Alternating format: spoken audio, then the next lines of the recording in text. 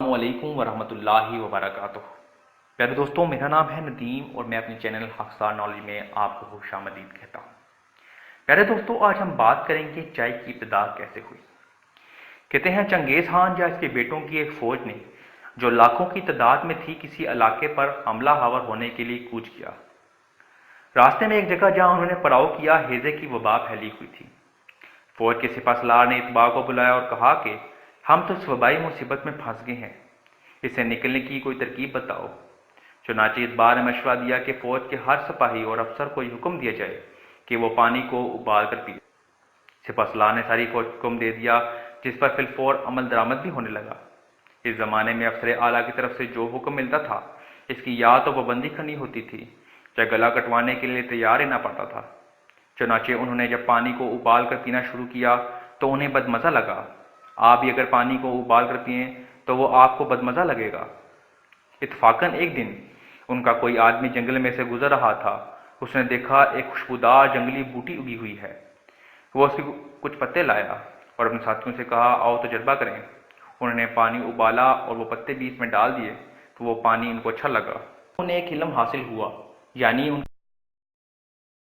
کی آنکھ نے پتوں کو دیکھا اور زبان سے اس کا مزہ چکھا۔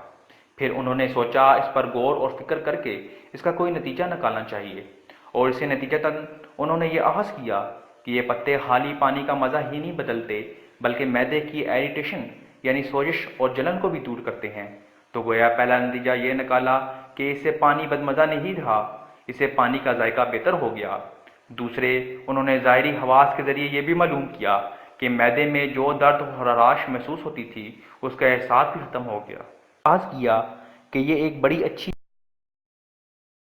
اور مفید چیز ہے، لیکن یہ تو ایک تھوڑا سا علم تھا جو محدود شکل میں تجربتاً حاصل ہوا، کیونکہ 10 20 یا 100 200 آدمیوں نے وہ پانی پیا ہوگا۔ مگر جب ان کے سپہ سالار کو پتہ چلا اس زمانے میں بادشاہ خود فوج کی کمان کرتے تھے تو اس نے اتباع کے مشورے سے ساری فوج کو پانی ابال کر اور اس میں اس چائے کی جو اب سبز چائے کہلاتی ہے پتی ڈال کر پینے کا حکم دیا، اور اس طرف گویا عقل کے زور سے انہوں نے عملی تجربہ کیا، اور پھر انہوں نے یہ فیصلہ کیا چونکہ یہ بڑی اچھی چیز ہے اس لیے ساری فوج کو استعمال کرنی چاہیے۔ پیارے دوستو، یہ تو تھی چائے کے استعمال کی ابتدا جو چنگیز خان یا اس کے بیٹوں کے زمانے میں ہوئی۔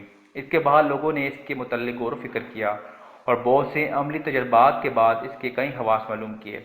مثلاً لوگوں نے یہ بھی معلوم کیا کہ یہ صرف وبائی امراض کی روک تھام کے لیے مفید نہیں بلکہ پینے کے لحاظ سے بھی بڑی اچھی چیز ہے۔ آدمیوں کو چست اور بیدار بھی رکھتی ہے، کیونکہ بعض کھانے پینے والی چیزوں کا اثر محدود ہوتا ہے اور ہر ایک پر یکساں نہیں ہوتا۔ مثلاً ایک ایسی چیز ہے جس کو استعمال تو بہت سارے لوگ کرتے ہیں مگر ان میں سے چند ایک پر اس کا اثر ہوتا ہے، باقیوں پر نہیں ہوتا۔ پیارے دوستو، تو یہ کہانی تھی ہماری چائے کی ابتدا کیسے ہوئی۔ امید ہے کہ آپ کو یہ پسند آئی ہوگی۔